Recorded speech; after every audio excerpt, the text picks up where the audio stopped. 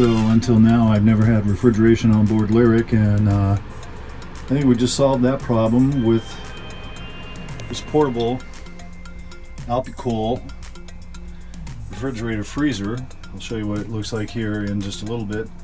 It runs off of 12 or 24 volts, 110 or 220, 240, whatever they call it, 240 in Europe. And it is a compressor, freezer, or refrigerator. You can't do freezer and refrigerator, you have to do one or the other. But anyway, this thing is, what did I say it was? It's a C15. Its capacity is 15 liters, which is 16 quarts. Okay, how many quarts in a gallon? 4 quarts, 4, 8, 12, 13, 14, 15. So that's 4, 8, 12, almost 4 gallons worth of capacity in this little unit. It's not that big, actually. It's about 28 inches or so wide, 23 or 24 inches wide. So with the previous ice box set up here, I would put ice in this one, because you want the ice on top so that the cold air falls down. And there's another container. Usually I put vegetables in one. Reach all the way down in here, meats in the other one. And with this setup, I got about 2 of these containers in here with half a bag of ice. Then I jam, there's a little L shape back here.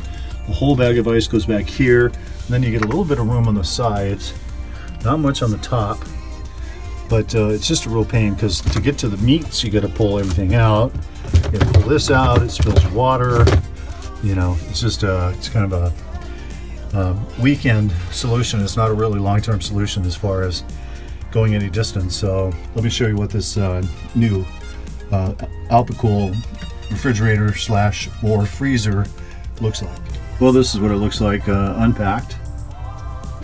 Kind of an attractive unit. This is the control panel. Maybe later I'll get into that. It also has a USB port, so that you can scavenge some 12-volt power to charge things if you need to. It has a couple of carrying handles built in on the side here. Ventilation for the compressor. And this is a very efficient compressor. It's kind of a knockoff of one of the most efficient ones on the market. The lid has a rubber gasket. It goes into a tiny lip right here.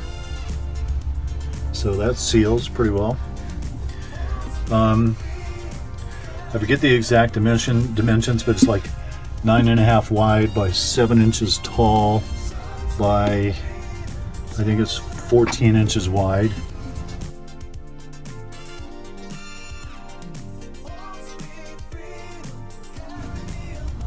So this is a quart and a liter bigger than what I get in those 2 containers that I put in the ice box. Runs on 12-volt power, pretty long cord, and 110. I'll keep the 110 so I can change that out if I'm shoreside. These things draw about, once you get stuff in there cold, they draw about 1/4 to 1/3 of an amp an hour, maybe 1/2 amp an hour. And they're really efficient. These compressors are super efficient, so I shouldn't have any problem with keeping up with it. I've got 2 100 amp hour deep cycle batteries, so that shouldn't be an issue, and 2 solar panels as well. So what I'm thinking about doing is making a small divider in here that's kind of mobile. It'll just sit in here kind of loosely, and that way you can put vegetables on one side and meat and stuff on the other side and kind of separate things out.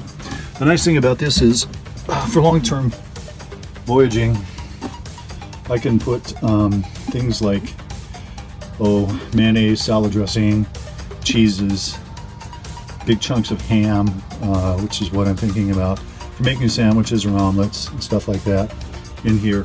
Or another thing I can do is this will actually freeze gel packs, and I could freeze gel packs in this and then use the ice box as well.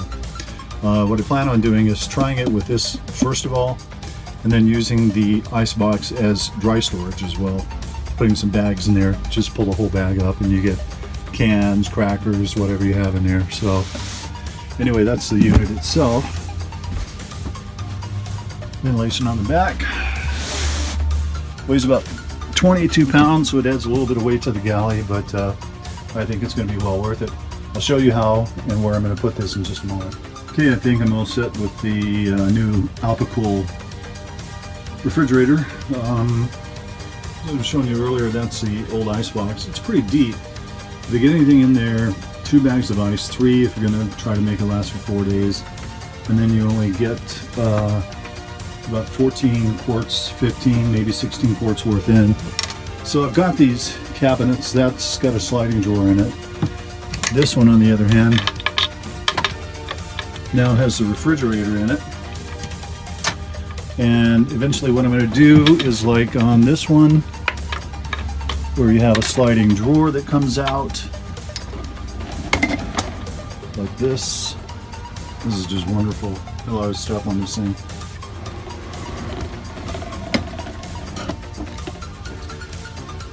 I'm going to do the same thing over here. So my measurements, I've left about 1 inch at the top of this so that you can raise this up a little bit. But for the time being, it just slides out. And that's the control panel. I don't have the cord run, but I was able to do some modifications back here. See where I had to cut the cabinet out a little bit right there.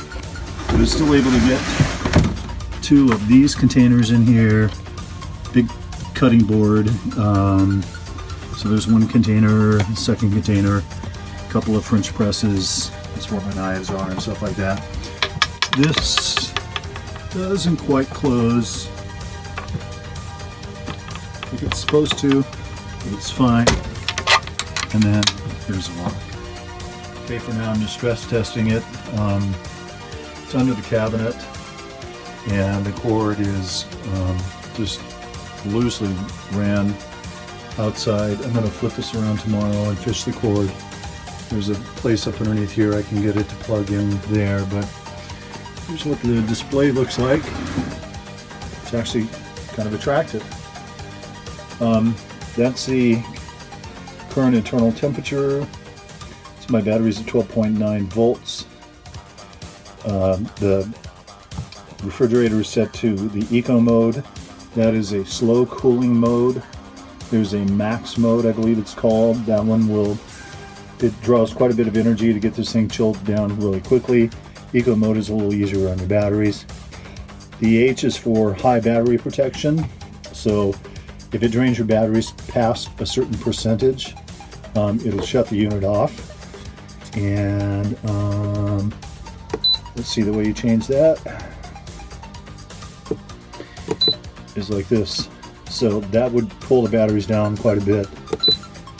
Medium pulls it down less, and then high pulls it down even less before it shuts off. So as soon as that goes down, I'm going to take the internal temperature down to 28. I change it to Fahrenheit from Celsius, that sort of thing. So there we go. I have it. See, has it kicked on yet? Should kick on here momentarily. But anyway, I'm putting it in the cabinet, closing the cabinet up, letting it run and see if the cabinet gets too hot or if the unit gets hot itself.